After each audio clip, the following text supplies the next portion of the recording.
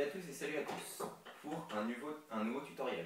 Alors le tutoriel d'aujourd'hui, il consiste à l'utilisation de la pédale forte au piano, qui est très importante. La pédale donc de droite qui permet de garder la résonance d'une touche enclenchée. Et dès lors qu'on la relâche, c'est terminé. Voilà. L'utilisation de la pédale forte.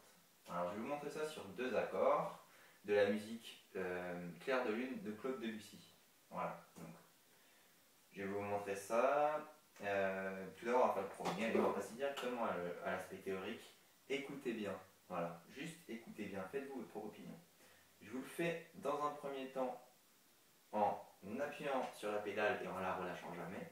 Et ensuite, une deuxième fois, je vais relâcher au deuxième accord. À vous de voir. Là, j'ai pas relâché. Je vous le refais une fois.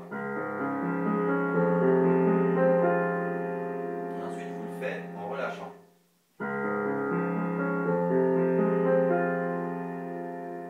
Encore une fois. D'après vous, qu'est-ce qui passe le mieux? Moi, j'ai envie de dire, bon, là, j'espère que ça passe bien au niveau de la vidéo, mais j'ai envie de vous dire que ça passe mieux quand même qu'on relâche la pédale. Pourquoi? Parce qu'on change d'accord et que je pense que ça passe mieux, voilà, simplement. Enfin, je pense qu'il n'y a que à écouter sur ce type d'accord. Quand on relâche la pédale, ça passe mieux. La première fois, quand je l'ai fait en appuyant sur la pédale, je pense que quand vous entendez le deuxième type d'accord par rapport au premier, qui s'accumule, qui fait un espèce de milliméo, c'est pas joli. Là, on sent que voilà, il y a quelque chose qui se rajoute en trop et il ne faudrait pas entendre forcément ce qu'on a fait au début. Et c'est pour ça qu'on va utiliser la pédale sur ce type d'accord. Elle va vous permettre de garder une résonance là, et ensuite vous la relâchez pour pouvoir, voilà, pour que ça soit plus clair en fait. Ça éclaircit votre morceau et c'est ça qui est bien. Par exemple, si je vous fais toute une gamme de tonalités qui reste la même sur plusieurs octaves, vous pourrez voir que peu importe où on ne relâche pas la pédale, ça passe. Là, il n'y a pas eu besoin de le relâcher. Pourquoi? Parce qu'on rajoute les mêmes notes à chaque fois sur des octaves différentes. Alors que si je fais des accords totalement au hasard et que je relâche pas la pédale, ça va être moche.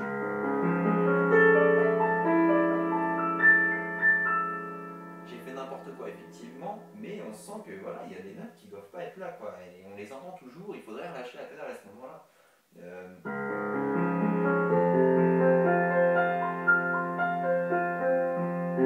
Là, quand je suis redescendu, je suis resté sur la même tonalité. J'ai pas enclenché la pédale, mais si je repasse à une autre, il faut que je relâche.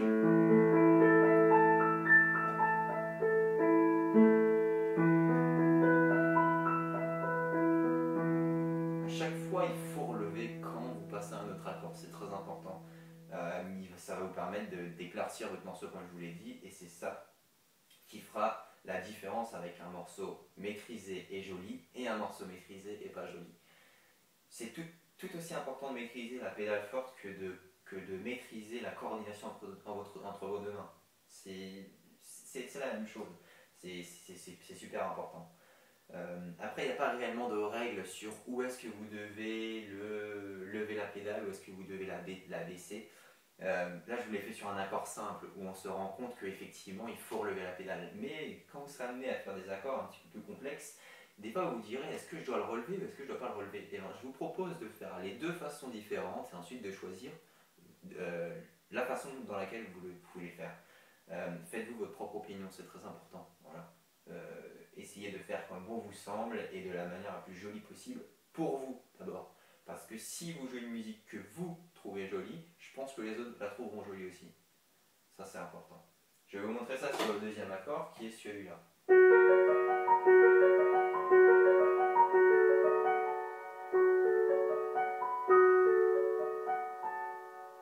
Là, je n'ai pas levé la pédale. Pourtant, c'est des accords différents. Pourquoi? Parce que là, c'est moi qui ai décidé. On peut le faire de deux façons différentes. Là, je le relève, par exemple.